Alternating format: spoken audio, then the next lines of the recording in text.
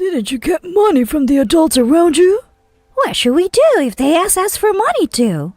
I attended a family meeting with the parents of my fiancé, who holds an executive position at an IT company. There, I was met with cold words and they opposed our marriage. I lost my parents when I was a child, and my brother Elwin raised me with all his might. Hearing harsh words about my brother, I was deeply shocked. Just because I don't have parents, they assume it's not a decent family environment. If it's a marriage opposed by the parents, I can't go through with it. We can't see each other anymore. Even my fiancé, whom I trusted, easily abandoned me. I was plunged into the depths of despair, but... What do you mean by this? My fiancé's family ended up facing terrible consequences. I am Emmeline. My mom had been battling illness before I was born. After giving birth, her condition worsened and she passed away when I was a first grader. Even in her bedridden state, the warmth of mom hugging me while saying, "Emmeline," is unforgettable. Even now as an adult. During my elementary school years, my dad, though clumsy, raised me. He even tried hard to make lunch boxes for me to take to school. Dad, what's this? Scrambled eggs. Don't they look tasty this time? They're incredibly salty. Startled, Dad tasted the scrambled eggs and choked on their saltiness. He had confused salt with sugar. That was the kind of dad he was. Apologizing, he tried to finish eating it, looking both unreliable yet amusing. There were times I wished for more attention, but then my much older brother would play with me, even tired after his club activities. Emmeline, try the scrambled egg. What he offered was fluffy and appetizing scrambled eggs. My brother, who had been practicing beside our clumsy dad, quickly improved his cooking and household skills, acquiring basic life skills within a year. In absence of mom, my clumsy dad provided laughter, and my hard-working brother gave me a sense of security. However, Dad also passed away in a car accident during a business trip in my 6th grade winter. I had just started learning household chores, wanting to repay Dad for everything by the time I became an adult. Our normal life shattered in an instant. Christmas, we're going on a family trip. Lucky, my mom and dad are working, so I'll be home alone. That's awful. They should be with you on Christmas. Hearing my classmates' conversation made my heart ache. Even such conversations were impossible for me. Even if they were working, other kids' parents would come home. I couldn't look forward to trips or wait for someone's return. The only family photo we had was taken a few days after I was born. I cried every night, overwhelmed by a sadness too big for an elementary school student. It's okay to cry all you want when you feel like it, my brother would say, hugging me. He never showed me a sad face. But I once heard him sobbing in the living room at night. He was a 12th grader then, probably suffering too, but he always smiled in front of me and patted my head.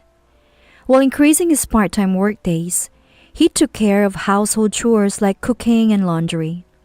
Emmeline, dinner's ready. Let's eat. He always made sure I never had to eat alone at our 4-person table. In middle school, I sometimes found his behavior a bit annoying, but remembering him crying secretly, I couldn't bring myself to rebel.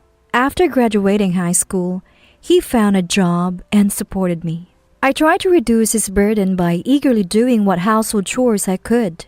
Though we lost our parents, my brother's care filled the void, and I gradually stopped feeling lonely.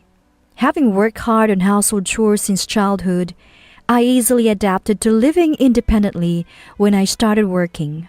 All thanks to my brother, who taught me everything step by step. I worked hard at my job to make my brother proud. Thanks to that, I achieved good results and earned praise from my supervisor. One day, I heard about a cross-industry networking event. My supervisor suggested I attend as a company representative.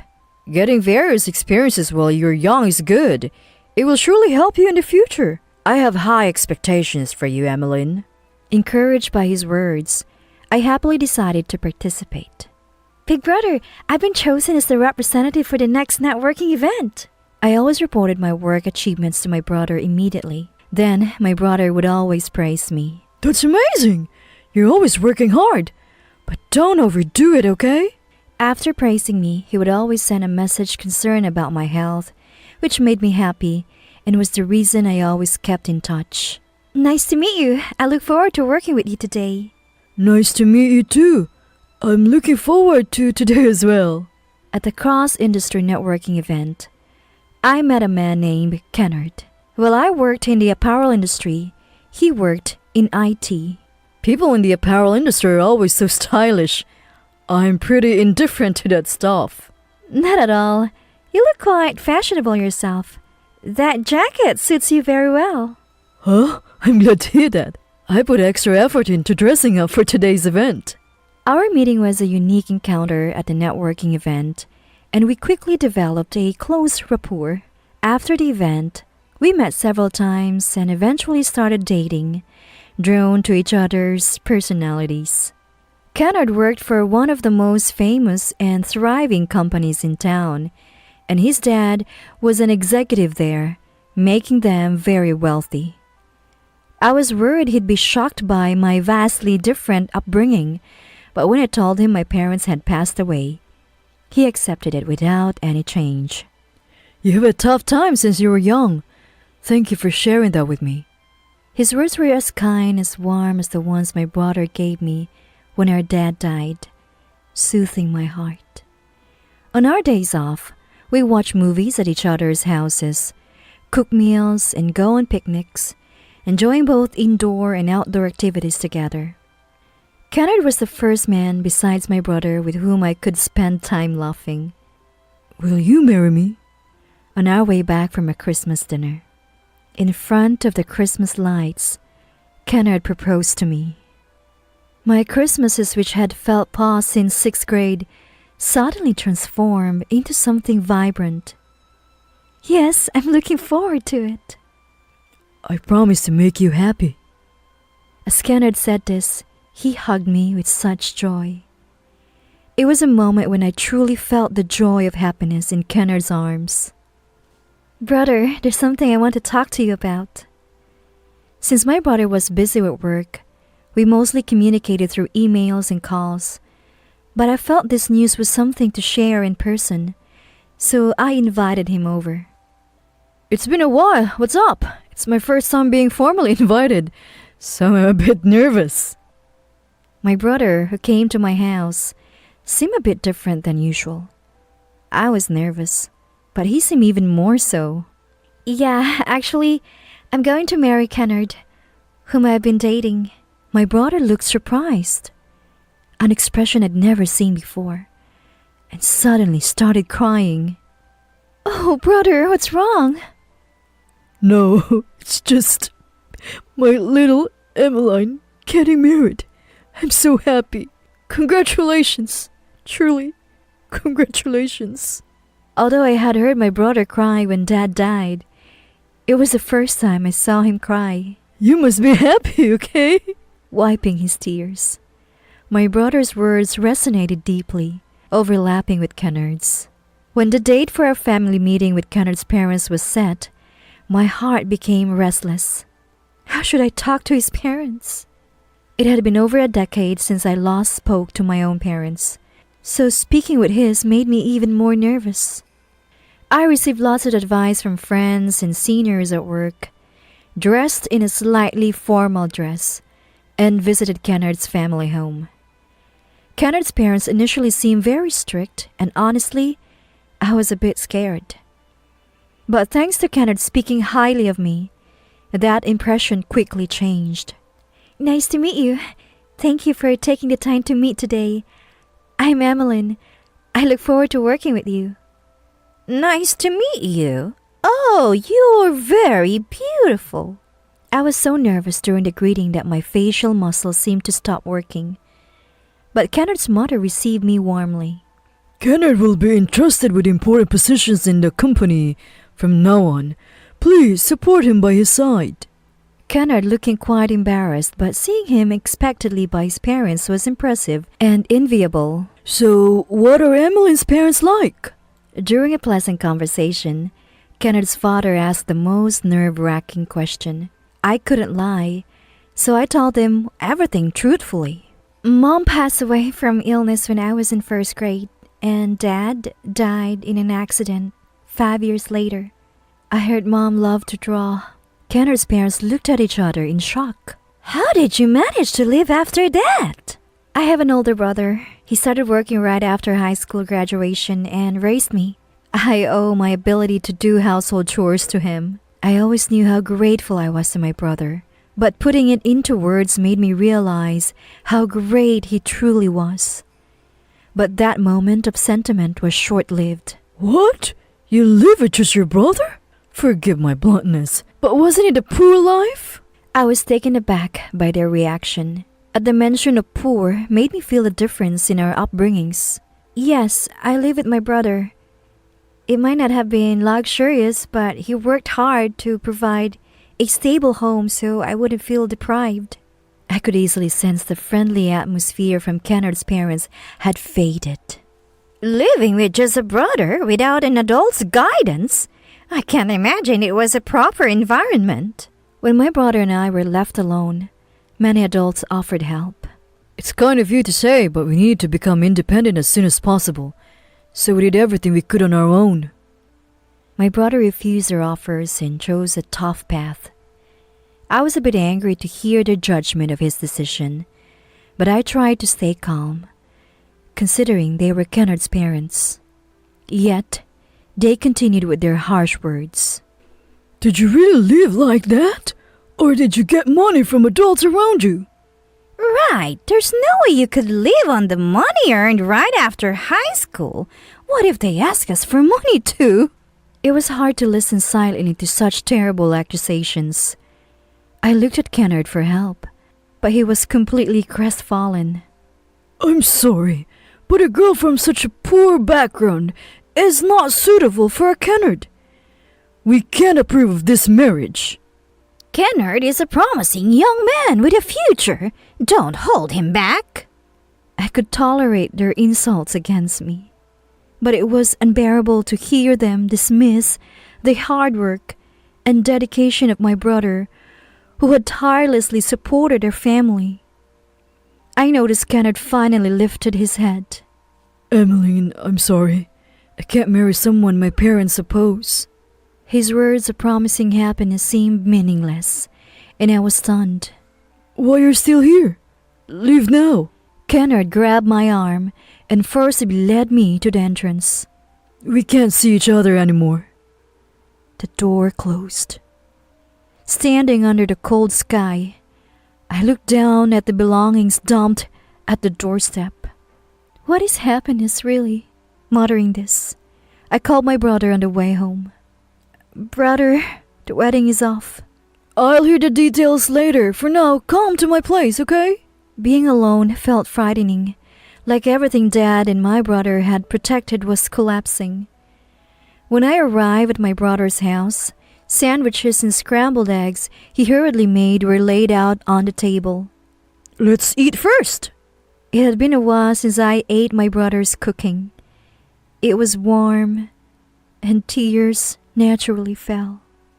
After calming down, I told him about the incident at Kennard's house. My brother showed an anger I had never seen before. I need to make a phone call. Relax for a while, Emmeline. He briskly took his mobile phone and disappeared into another room. Drinking the warm tea he offered, I felt at ease and eventually fell asleep on the sofa. What's this? So heavy. When I woke up, a large blanket was heaped upon me. My brother must have covered me with blankets so I wouldn't catch a cold. Even so, this is too much. I smiled, but soon sleepiness overtook me again, and I slept till morning. For a while, I commuted from my brother's house, It took quite some time, but driving a different car than usual felt refreshing. When I returned home, I cooked dinner with my brother. Sharing a meal with him after so long felt nostalgic, and his kindness seemed to heal the wounds inflicted by Kennard's family. Today's meal was delicious too. I was content with a delicious meal when my mobile phone rang. It was Kennard. I initially ignored it, wondering what he wanted now, but he kept calling persistently, so I answered. What do you want? Calling so many times? What is it now? It's not what. My dad and I have been transferred to a subsidiary in the countryside. What's going on? Honestly, I didn't understand what he meant. Transferred? Why are you asking me that? My brother signaled me to let him talk. I switched the phone to speaker mode and put it on the table. Then my brother spoke calmly. I've taken over the call. This is Emily's brother. To put it simply, I've informed your company's president that our company is terminating its partnership with yours. What? What do you mean? Do I need to simplify it further? Our company is providing $1 million in financial aid and had a technical partnership with your company. We are ending that. My brother, who had worked tirelessly since high school graduation, had put effort into corporate know-how and networking.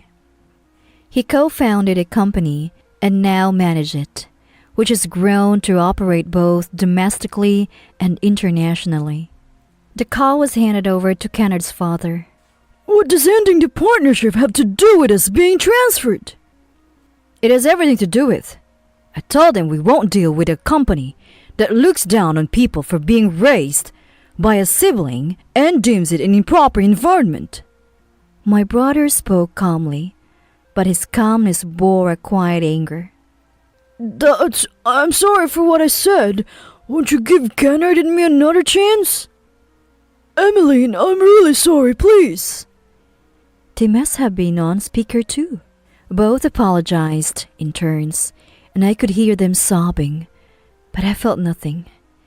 It seemed like they were only apologizing because they were worried about their situation, and a wound once inflicted doesn't heal with an apology. It was too late for apologies. My brother looked at me.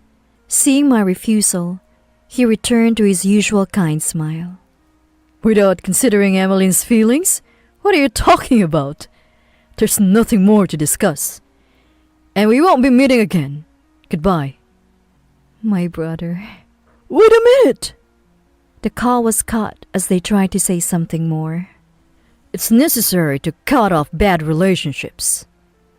Later, through my brother, I heard that Kennard's family had sold their house and disappeared. Maybe they thought they could escape to where my brother couldn't reach them, or to a place where their bad reputation hadn't spread. I didn't know. My brother's company operates everywhere, so no matter where they run, it's the same. In the end, they're just running from reality. Running won't change anything. Hearing this from my brother, who didn't run from our tough situation and aim for independence, made his words resonate. My brother looked radiant. Thank you, brother. It's only natural to protect family. Oh, want dessert? Yes. All right, wait a moment. I'll prepare it. As I got up to follow my brother to the kitchen, I silently spoke to myself. I will definitely grasp happiness for myself. Huh? Did you say something? No, nothing. I'll help you, so let's eat soon. I got up to follow my brother. Brother, one day, I will become strong and kind like you. So then, you can rely on me completely. Cry when you want to. I resolved to become a sister my brother can lean on, setting this as my goal for life.